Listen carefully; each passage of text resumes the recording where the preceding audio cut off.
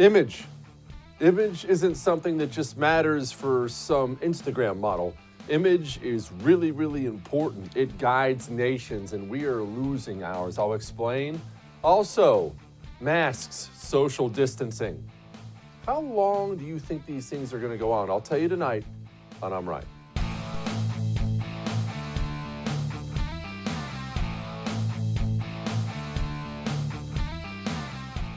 We need your help. Wear a mask for just 100 days. Whatever your politics or point of view, mask up for 100 days once we take office. 100 days to make a difference. It's not a political statement, it's a patriotic act. 100 days. Just 100 days? It's only 100 days. It's only 15 days to slow the spread. Didn't you hear? It's just 15 days. All right, a month. All right, till Easter. It's going to be Easter. It should be noted that this week's going to mark the 100-day mark. And I will tell you something. I've never been a mask shamer. I don't wear one myself unless I'm in a situation where I'm required to, or on a plane or something like that. But if you do, I don't judge you. It's fine. If that's something you do, you do you. Don't yell at me for not wearing one. I won't yell at you for wearing one. I don't do a lot of finger pointing. This is how you should conduct yourself. So you do whatever you want. But I will tell you, this morning, the reason I'm talking to you about this right now is this morning. I'm driving into the studio. Normal day. It's all fine. And as I'm getting ready to make a right, there's a gentleman running by me on the sidewalk, just out for a morning jog. And clearly a runner. I mean, dude's obviously in some great shape. And he has 2 face masks on, running outside by himself.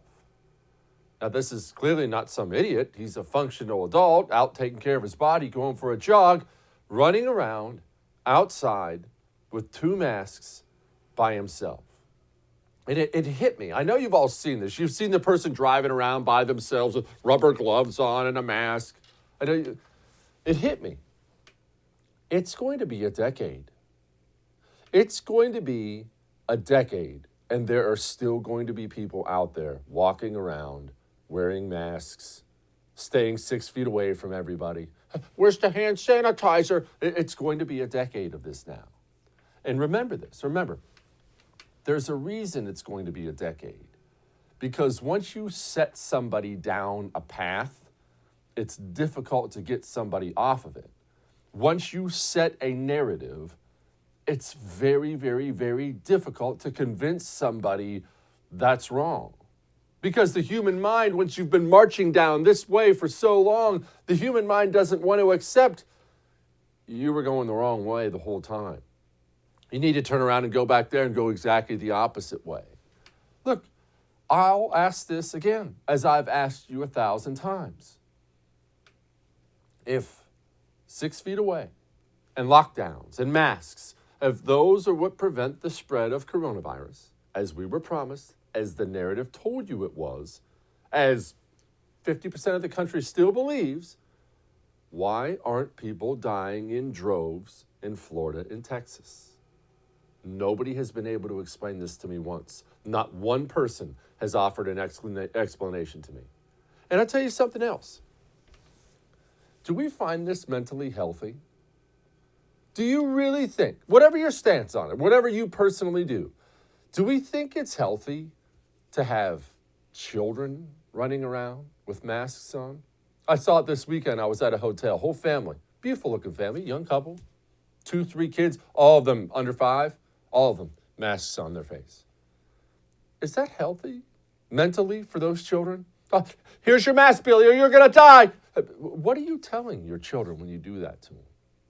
And look, Joe Biden is already an international punchline.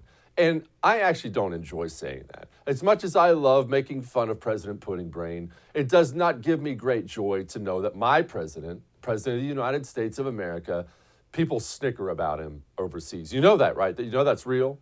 These overseas leaders, even our allies, they get with their friends and family and they go, oh gosh, have you seen Joe Biden? Yikes. That's embarrassing.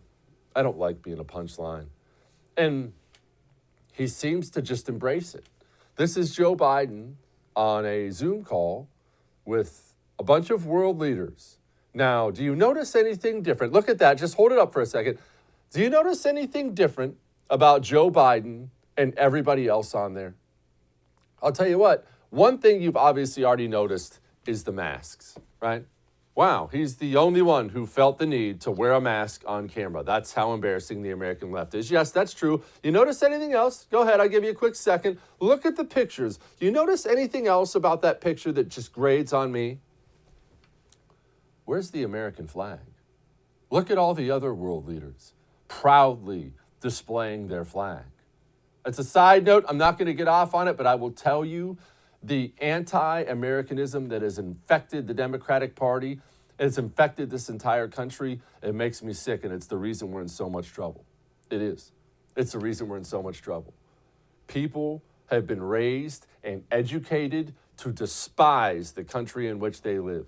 Even countries out there that kind of suck. I'm not being mean. I'm not pointing any fingers, but even countries out there that kind of suck, their citizens are taught to love their country, and they're filled with patriotism, and they love their country.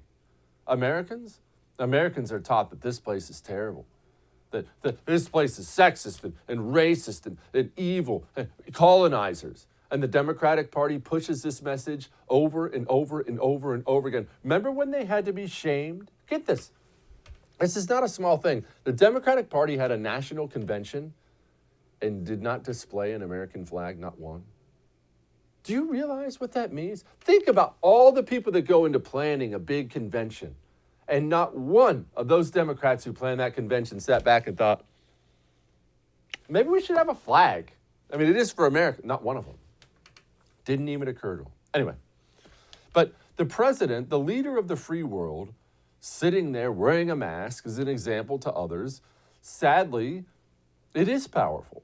We still have people to this day driving around by themselves with masks on, driving around by themselves with face shields and gloves on, or driving around with family members who they live, work, and worship with masks on. What are we doing? What are we doing in this? It's all performance art, too. You know, somebody once said, and I don't know who said this, forgive me, so I'll just take credit myself, but somebody once said that politics is just Hollywood for ugly people. And I laughed about it, but it's true.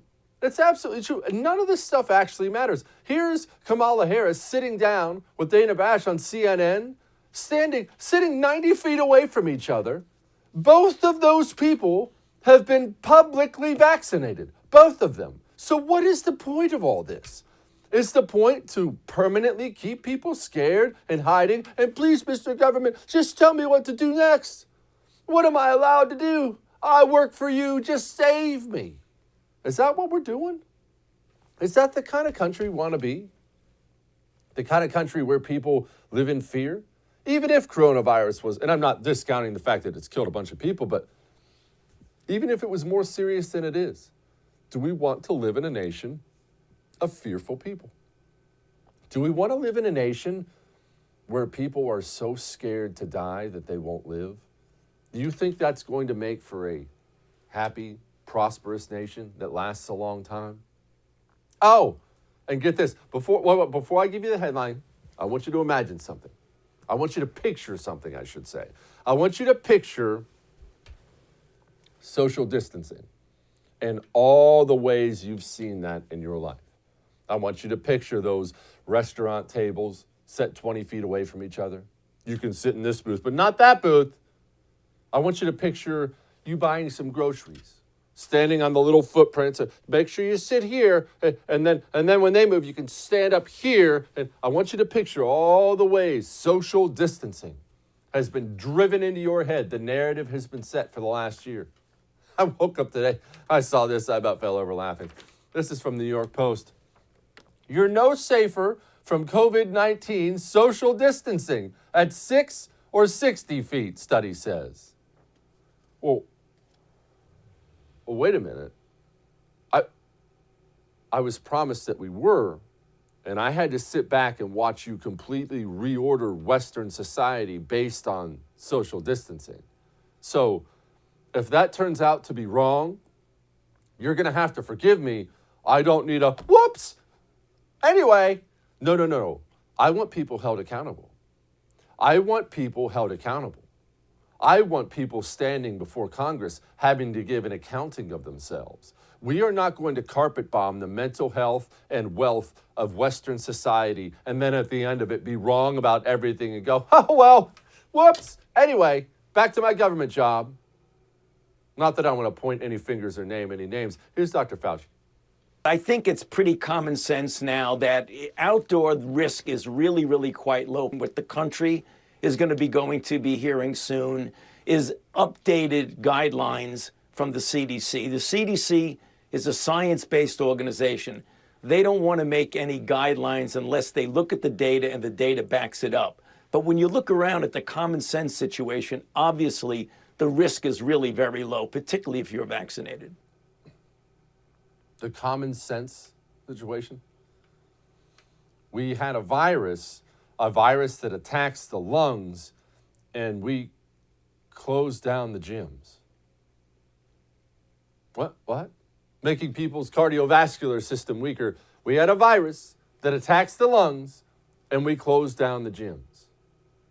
This hasn't been a common sense situation from about, 30 seconds into when it started. This whole thing has been a ridiculous joke, and every expert they've rolled out on TV has said something dumber than the expert that came before him. And I went to community college. The crazy thing about this whole thing is all the people who've been wrong, I was just talking about there needs to be congressional hearings and whatnot, and people need to be held to account. They won't be. The most wrong people in this whole thing will be the people most celebrated. And that's how you know your system, our system, is completely broken and corrupt and possibly beyond repair. This is real. I'm not making this up. This is from New York Times. It's an opinion article. Quote, so Anthony Fauci isn't perfect. He's closer than most of us. On my life, I'm not making this up. This is from the article. Shocker of shockers, Fauci isn't perfect, but he has been perfectly sincere, perfectly patient, a professional standing resolutely outside while so many of the worst currents of American life. Oh, gosh. More than that, he has been essential. We owe him an immeasurable debt of gratitude, not the mind-boggling magnitude of grief that he gets. We owe him an immeasurable debt of gratitude. We do, actually. I'm thinking about that now. We do owe him an immeasurable debt. Well, I guess we don't owe him. We owe China, and we owe the banks an immeasurable debt because we've piled on trillions and trillions in debt because of his idiotic, ineffective suggestions for how to deal with COVID. Texas Governor Greg Abbott said this, today, Texas had the fewest COVID hospitalizations in the last 10 months. 2 days this week were among the 4 lowest days in the last 10 months for the fewest number of new lab-based COVID positive tests. The 7-day positivity rate has been below 6% for 42 straight days. Again, I have to ask this. If social distancing and masks and lockdowns are what stops the spread of coronavirus, as I have been told time and time again by Dr. Fauci and every Tom, Dick, and Harry with a lab coat. If that's what stops coronavirus, why are Texas and Florida doing so well? Why? And if the answer to that question is the answer we all know it should be, who is going to be held accountable for the mass damage that has been done to your and my country? Who's going to be held accountable for it? Because I don't want to happen what I know is going to happen. It's Dr. Fauci riding off into the sunset with his cushy federal paycheck after 30 years, a nice little pension fund, still getting 50 grand a pop out of speakers tour in colleges. That is a disgrace if that happens, and you and I both know it's going to happen. It's going to happen. But back to what I said at the very beginning, remember this about narratives. They're everything. So when you see Republicans, and they do this every time, jump on the system's narrative right when it comes out. Oh, you're right. The system is right. This is scary. We're all going to die. Go home. And then about a month too late, they always realize, oh, wow, this whole thing was wrong and I'm an idiot and all this was used to crush me. Well, by then it's too late. Maybe next time when we get a major thing pop up, and there will be a next time, maybe next time we should find our spines, don't you think? I sure do. We have a great show for you tonight. Curtis Houck coming up next. All that may have made you uncomfortable, but I'm right. Speaking of uncomfortable, are you carrying concealed yet? Have you figured out how to use a weapon safely and trained so you can use it proficiently yet? If not, why not? Get it done and start carrying your weapon legally.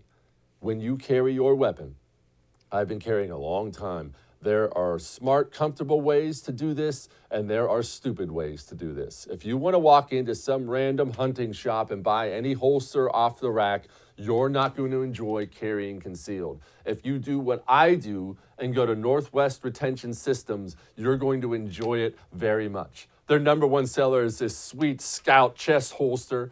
I carry inside the waistband. Mine is a join or die inside the waistband holster. Custom made. Not big box store stuff, custom made. That's why it's so incredibly comfortable. I've carried a long time. I've never carried anything like Northwest Retention System gear. Go get yourself some. Go to nwretention.com. That's nwretention.com. Don't forget to use the code Jesse. That gets you 10% off and free shipping on everything over $100. We'll be back.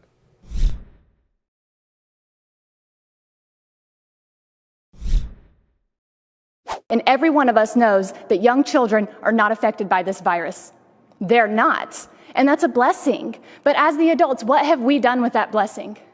We've shoved it to the side and we've said, we don't care. You're still going to wear a mask on your face every day, 5 and 6-year-olds.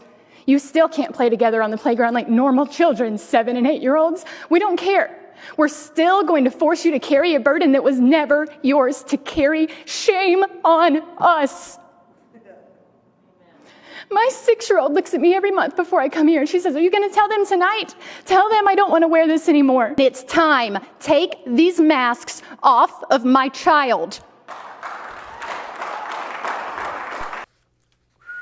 Daggone. We need her to run for office. We'd finally get someone in our party with a spine. Joining me now to talk about that and other things is managing editor of Media Research Center, Curtis Houck. Curtis, look, I tell people all the time, get your kids out of government schools. Yeah, this is not a joke, people. This is entirely arbitrary, as we learned over the last year here. And as you know, Jesse, that mental health is really big for me, and this is not a joke. This is doing serious damage to people here. The emotion that this mother, I believe in Gwinnett County, extolled was just, it's heartbreaking. It's difficult to listen to that. You know, I've listened to it a million times, but listening to it just now tonight, it's painful. And yet, you know, you have these people at CNN and MSNBC and they don't care. John Berman, the host of New Day, got his second shot yesterday. He wore 3 masks. 3 masks for his second shot. Are you kidding me?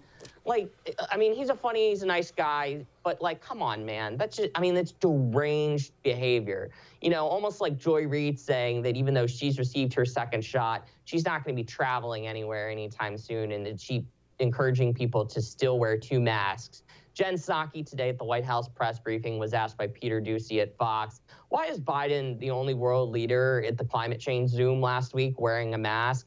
Well, he wants to model good behavior, was Jen Psaki's answer. And because he's at work, he wasn't in the residence, so therefore he needs to wear a mask. Even though Joe Biden's been vaccinated since, December. I mean, this thing is so arbitrary here. If there was actual science behind it, for especially vaccinated people, I think people of all sides can agree. If you're vaccinated, there's no point whatsoever in it. I look forward to, once I'm fully vaccinated in about June, I'm not wearing my mask. This is ridiculous. Curtis, I'm glad you brought up the mental health part of it, because I actually talked about this in the opening of the show. It hit me this week. I was at some hotel, young kids, a bunch of them under 6, easily under 6, all of them walking around with masks on as a family. And look, Like I tell people, you wear what you want to wear, or don't wear what you want to wear. Don't tell me that that is healthy for a child. And we have parents doing this to their kids. God only knows what those parents are telling their kids at home. And now this is going to affect people for years. What you're getting at that age is going to affect you the rest of your life. Right. You think about how this pandemic has affected adults, how it's affected people like me who live by themselves. And for a number of months when nobody knew anything, we at the MRC were, working from home. It was really difficult for people like me. So I can't even imagine what it's like for kids specifically in the age range that's being talked about here, elementary school age kids specifically, where they don't understand the real world, that the world is tough, and understand politics, that people do things not because of their best interests or what's in the best interest of everybody, but because of their lust for power and wanting to hold on to power here. These kids, or beyond that, even if going beyond masks, those little boxes in their classrooms that people put up, walk around in bubbles, like everybody's bubble boy or something. This isn't fair. This is so ridiculous, and it's doing incredible damage to people who, these kids, they need social skills. They need to be exposed to people at different surroundings. They can't just be locked in their homes here.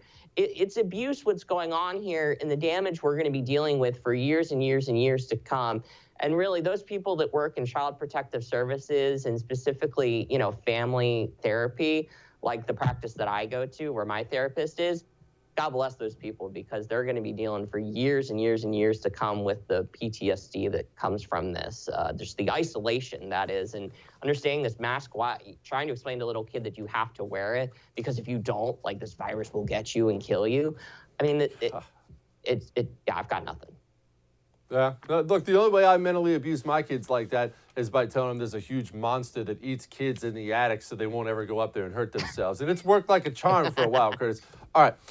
Changing subject here.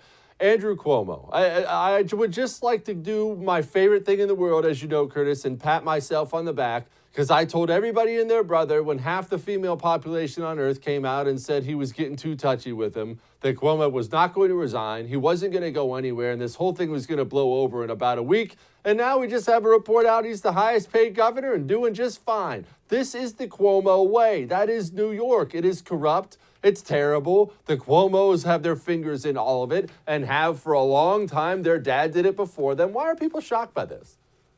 Right. Well, what's the name of your show, Jesse? I mean, just again, you were spot on here.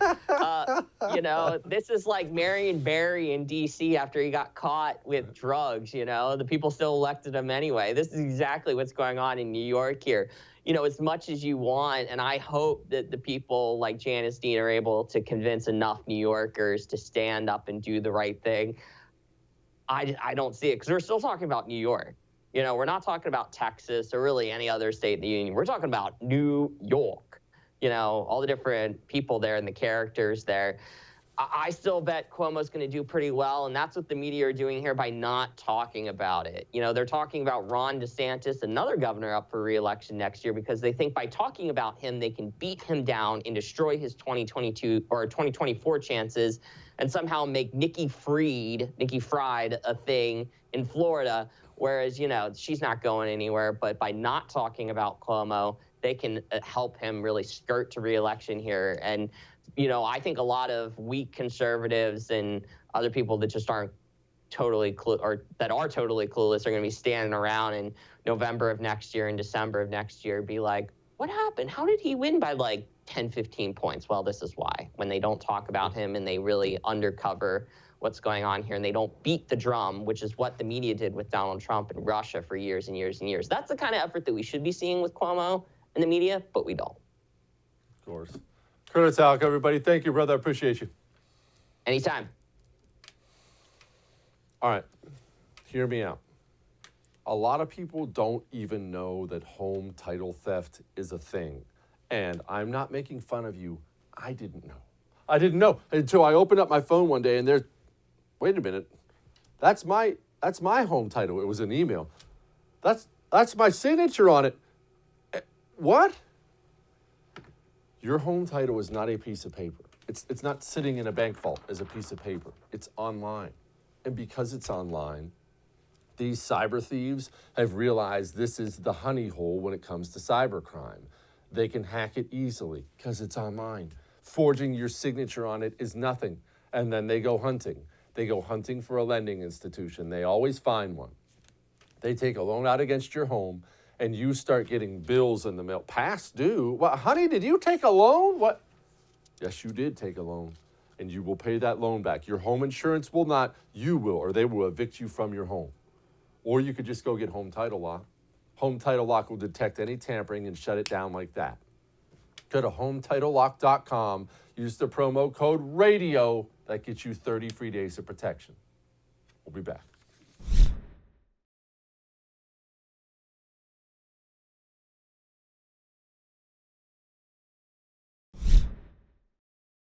Well, everybody can remember LeBron James once again opening his dumb mouth about the most recent horrible police shooting where a 16-year-old girl was dead. And it was tragic and it was terrible. And of course, LeBron has to give that police officer advice. So you have to respect a cop with a sense of humor who rolls out this video. Dispatch, I've arrived at that disturbance. Will you have LeBron call my cell phone right away, please? Thank you. Excuse me, sir. Excuse me. No, can you put the knife down, please, sir? Sir, no, sir, don't stab it. No, stop stabbing. Stop. Oh, hold on. It's LeBron. LeBron, hey, yeah, it's me again. Listen, I'm out here at this disturbance call, and there's a guy trying to stab another guy with a knife. What do you think I should do? Why does that matter? Okay, well, they're both black. One guy's trying to stab another guy with a knife. Deadly force is completely justified. Uh-huh. I see. So you don't care if a black person kills another black person, but you do care if a white cop kills a black person, even if he's doing it to save the life of another black person? I mean, it doesn't make a whole lot of sense, but then again, you are really good at basketball, so I guess I'll take your word for it. All right. Yep. Okay. All right. Thanks, LeBron. Michael Jordan's the GOAT. What? Nothing. I gotta go. Sorry, guys. You're on your own. Good luck. Joining me now, host of Drew Hernandez Live, investigative reporter. Drew, I wish culture didn't matter. I wish athletes and actors, the Oscars were last night. I wish what they said didn't matter, but it does matter, and we lost it. How do we get it back? I mean, LeBron James is literally a useful idiot, right? He has a massive platform. He's controlled opposition. He doesn't understand context. He should just stick to dribbling because his statements, I mean, he does have the ability to reach millions of people. And we can't leave out the fact that he reaches a lot of unstable, mentally ill people that follow Black Lives Matter and believe all of the communist lies that black people are being hunted in the streets. So we can't sit here and give him a pass because we know that there are people that hear that, especially what he posted on Twitter saying, "You're next." You think people that are unstable, that are ready to really go kill some cops aren't on the streets reading that, getting mobilized? That's irresponsible. And I think we just cannot allow this to go on any longer because these narratives are turning into some serious violent actions in our streets in the United States of America.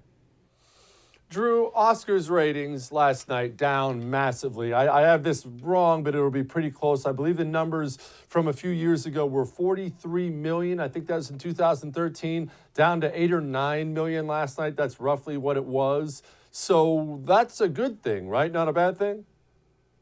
I mean, I think people are just sick of the woke culture, man. I think people are just sick of being force-fed propaganda and a narrative that white people are bad and black people are the saviors and brown people are victims to white people. And I think every time you turn on the TV, that's all you're hearing from Disney. That's all you're hearing from Nickelodeon. That's all you're hearing on ESPN. That's all you're hearing whenever you turn on the TV. So I think people are just sick of woke culture. And it's not as popular, I think, as people actually believe it to be. So it's just we have people in power that have their hands on these levers that are continuing to shove this propaganda down our mouths. So I think I think it's as simple as just turning off the TV and supporting a network that doesn't push out lies and propaganda like the first.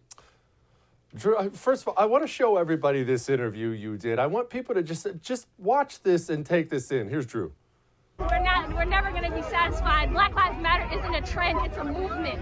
Black Lives Matter forever, okay? So we're not going to stop just because we got one conviction. We're happy with the conviction, but we're going to keep going. We're going to go for Dante Wright, we're Ahmaud Arbery, Breonna Taylor, and so many many unnamed faces out there that is just going so many. This is a black genocide. We're out here for more people, not just this one. This is more than one case. We're not satisfied. Not going to stop. Drew, what else did you hear in these interviews? I love, by the way, kudos to you for going out and putting yourself in some dangerous spots and doing these things. What else did you hear in your time out there on the street interviewing these people? I mean, Jesse, listen to the terminology she's using. She's using terms like black genocide in the United States of America. There's absolutely nothing remotely close to a black genocide in the United States of America. That's absurd. That's irresponsible rhetoric. But that's coming from the left-leaning mainstream media. That's coming from left-leaning politicians. Maxine Waters peddles this. Nancy Pelosi peddles this. People like Lebron James put stuff out on Twitter. Like I said, this is the type of response that we get from people in the streets. And it's a disservice to justice, because at the same time, they are literally Marxists. So they don't want peace. They want the destabilization of the United States of America. So that's why she says we will never be satisfied and Black Lives Matter forever. So at the same time, what's happened with this verdict, it's set the precedent that no matter what the context is, especially like the shooting in Ohio, even if it's justified, even if it's a black life being saved by a white cop, it doesn't matter, because now it's set the precedent that we will threaten you, we will burn down your cities, we will never be satisfied if a black person dies at the hands of a police officer, regardless of the context. I mean, even one of the possible jurors came out after the trial and admitted that she was in fear of her life and in fear of possible riots and being responsible for further riots if she issued a wrong verdict that BLM didn't want. So this is an attack, this is a subversion on our justice system. They're threatening people, they're threatening elected officials, and even elected officials are threatening citizens. Maxine Waters came out and said, we need to be more confrontational. What the heck do you think that means? That means more violence in the streets if we don't get what we want. And these people are getting away with this. They're the insurrectionists. They're the domestic terrorists. They're the ones burning down buildings in the United States of America. They're the ones that are responsible for the death of people in the streets of America over a movement that's built off of lies. Drew Hernandez, everybody, host of Drew Hernandez Live. Appreciate you, man. Thank you. All right. I'm going to talk to the people who have a friend or family member who dips tobacco or smokes. I know you love them. I know you do. And I know you want what's best for them. So when you say things to them like, you need to quit, don't you know that's bad for you? I know that comes from a good place in your heart. I do. I dipped for years. I know. I went through it. It's not helpful, though. It's not helpful to have a finger pointed at you, to be lectured. What is helpful, though, is presenting them with a solution instead of a problem. Jake's Mint Chew is the solution for people who dip, for people who smoke. The smokers especially get the CBD pouches, although I'd recommend those for the dippers too. You just, whenever it's time for a cigarette, you throw in a little CBD pouch. It's flavored. They got 4 different flavors of the CBD pouches. Takes that edge off, and soon you'll be done. And it's nicotine-free, and it's tobacco-free. It's even sugar-free. Go to jakesmintchew.com. Make sure you use the promo code Jesse. That's Jesse. That gets you 20% off. We'll be back.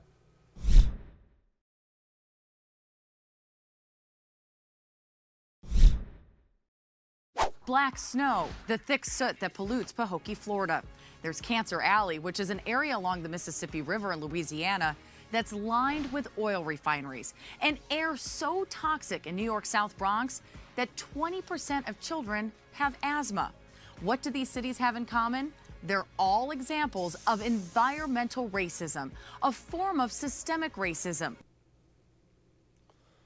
Joining me now to talk about that and Joe Biden and a whole bunch of other things is the great Lenny McAllister Sr., host of the Red and Black Show and a contributor to Red State. Lenny, I don't understand why we have to be teaching kids this kind of insanity. I get it at some idiot college where they're trying to, pour enough propaganda on your kid to ruin the one you spent years raising, but it's got to be little kids now too. What is environmental racism? Well, and part of it is, Jesse, they're missing the point that there are other instances where you can look at this and it's less about race and it's more about class. Would you like to know what city has some of the worst air pollution still as far as air quality in the United States, it's my hometown of Pittsburgh, Pennsylvania, which, by the way, is one of the whitest cities in the United States. Statistically, you look at Allegheny County, even with the city of Pittsburgh, I think Allegheny County is 14% African American. But if you look at the rates of asthma, breathing disabilities, and you look at things such as skin cancers and the like, they're disproportionately high in Pittsburgh. Well, has something to do with the steel mills that were here since the 1800s. Does that find itself rooted in racism per se? No. Does it have to do with class? Does it have to do with where people set up industry? Yes. Do you find ways where poor people have been exploited, and if poor people are disproportionately black, will they be part of that? Yes. But again, to teach a 3rd and 4th grader that this is purely environmental racism, that this doesn't happen in Appalachia or elsewhere, again makes it seem as though it's just about putting black people behind the curve. Ironically, she mentioned the Bronx, and I'm sitting here in Pittsburgh saying, sister, come down the highway a little bit. I got something for you here in Pittsburgh if you really want to know about something like this. I hear you in the Bronx, but Pittsburgh has been a story where people talk about how it looked like midnight at 2 o'clock in the afternoon just about 70, 80 years ago, which is in my dad and my mom's lifetime. Funny story about that. I actually was not planning on this. I did not know Lenny was sitting in Pittsburgh. I just found this out. I was born in Steubenville, Ohio, right across the Ohio River from Pittsburgh. My grandpa was a season ticket holder to the Steelers. I've been to Pittsburgh 1,000 times, and he's 100% right about the pollution. We moved to Montana when I was 10 years old, specifically because of the cancer rate still in that particular area of the country. So he's not wrong. And my dad would tell me stories from when he was a kid. They would wake up sometimes, because everybody's a union worker there and power mills and things, but there'd be a black film on their car. You could run your finger across it like dust. Absolutely disgusting. Which I'm glad you brought this up, Lenny, because this is what's been bothering me a lot lately. Everyone wants to talk about race all the time now. Race this, race that. That's not racist. It is racist. Racist cops. Race, race, race, race, race. And I've been screaming to people what you just said. It's not a race problem. We have a class, people, where the wealthy, powerful are making the peasants hate each other for the color of their skin while they gain more wealth and more power. And nobody on the back end of this who's poor now is going to come out better off than they were before. But I guarantee the tech oligarchs are. I guarantee the leaders of the Democratic Party are. The leaders of the Republican Party are. And the poor people are going to be even poorer with less protection, and we're going to hate each other for nothing, and it's their fault. Here's the thing. People don't realize that looking back at history, or even looking at contemporary times, and trying to contextualize the role of race and culture from that perspective and then moving forward is not the same as what you're starting to see in abundance, which is blame so many things on race. And this is the insidious aspect of it, this is the un-American aspect of it, to make it seem as though race problems will never go away in America, that you cannot overcome this. Again, 100 years ago, the Italians, the Irish, there were signs that said Irish need not apply. The Klan was not just lynching black folks. Obviously, we know they were. I'm Catholic. I was born and raised Catholic. They were lynching a whole lot of Catholics in the South, too. They were lynching Chinese immigrants, too. They were lynching Irish Catholics, too. I mean, go ask the Kennedy family what JFK went through in 1960, which, again, is within many people's parents' lifetimes. So let's not talk about race from a context of this is a barrier that we can never get through. Let's talk about race from this is where we came from, this is what we've overcome, this is what we still need to do, and how do we do it in a way where we truly embrace what it means to be American, which is this infusion of all these different cultures and making the most out of what we've all been through to have the American way of life moving forward from here.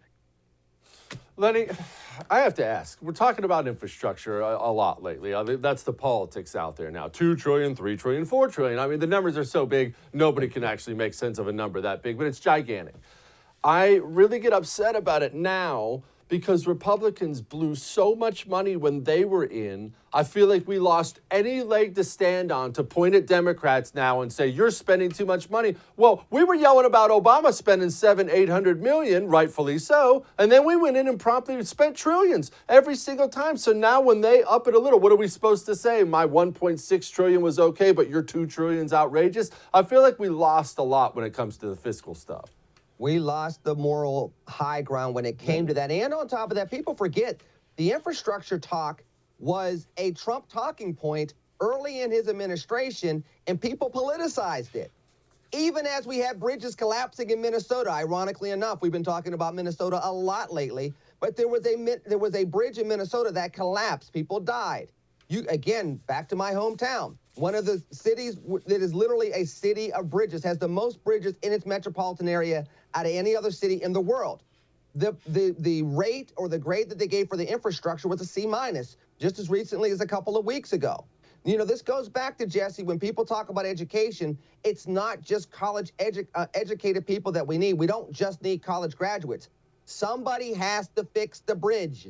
Somebody has to weld on that bridge. So when you start talking about what American education and what we need to have as an American society, and this kind of goes back to the spending, we should be smart with what we're putting into place.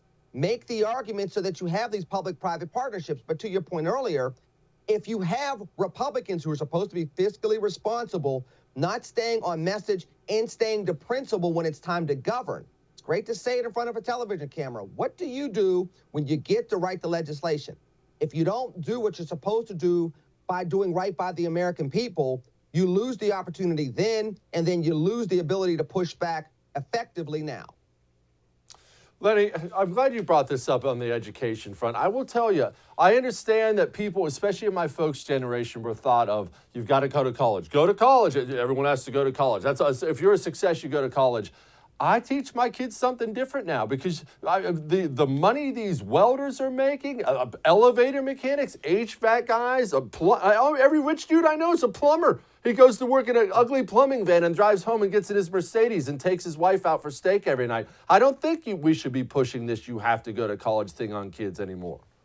We demonized blue-collar workers in the early to mid-1990s. We literally shamed America out of valuing them. And as a result of that, you now have another generation where we looked down on them and didn't need them, and then we wonder why our infrastructure is crumbling. We're wondering why some of the things that we have needed over the past 10 years and then highlighted during the pandemic came to pass. Again, for example, think about the innovation that was necessary to get Americans back to work during the pandemic. Those are entrepreneurs. Do we really push our kids through grade school, high school, and college to be entrepreneurs? I know that in a charter movement here in Pennsylvania, we have schools dedicated to entrepreneurship, but generally speaking, we don't encourage kids to think outside the box. And then when we need it in the real world, we don't have enough people that think outside the box. We have to start shifting what education means now because, again, it's not just about what we're dealing with regionally or statewide. We're still competing with the Chinese. We're competing with the Indians. We're competing with others, and we don't fight wars with bullets and bombs. We fight it with cash and with code. And if we're not positioning our people to be able to do that on the back end, you can't keep America safe on the front end. Should be noted, the great Japanese Admiral Yamamoto in World War II said anybody who's seen the auto factories of Detroit and the oil fields in Texas knows you cannot beat the United States of America in a war. Lenny, I do have to ask before I let you go, because Pittsburgh has the best sandwiches on the planet. A lot of people don't know that. What's your favorite Pittsburgh sandwich? Holy cow, if you go to Permanis, you put something on it. I mean, I've had a steak, fries, and egg. People don't understand. By the way, folks that have never had a Permani sandwich, everything comes with French fries. So usually it's either the chopped chicken, or every now and then I'll have the steak and the French fries and some cheese and some lettuce and some coleslaw, and boom. Oh, Lenny McAllister, thank you, brother. Appreciate you. Thank you. God bless you. Take care. All right.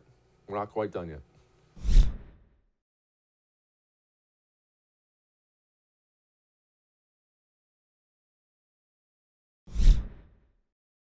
Is there anything more embarrassing than politicians? I really mean this. How often do you see politicians do something or say something and it makes you physically wince? Because it happens to me all the time. You think to yourself, there's no way anybody's that cringy. But they are. They are. Let me introduce you to the most powerful United States senator in the Democratic Party. This is Chuck Schumer. He put up a tweet last night saying, excited to be watching the Oscars with an ice-cold, plant-based beer. Thanks, Joe Biden. And I would like to point out a couple things. One, who in the world sits that close to the television? Two, who watches TV in one of those wooden chairs anyway? Those are the chairs restaurants put in their restaurants so you won't sit around too long after you're done eating because your butt went numb. Anyway, it's time to lighten the mood anyway. We changed the picture. Thanks to my buddy Josh for showing what Chuck Schumer should have been watching. And no, in case you're wondering, I did not watch the Oscars last night. I hardly ever watch the Oscars. It's just yet another thing I won't consume. I don't need professional sports lecturing me. I don't need the Oscars lecturing me. I don't need sitcoms lecturing me. I went and did something else last night. Highly recommend you do the same. All right. I'll see you tomorrow.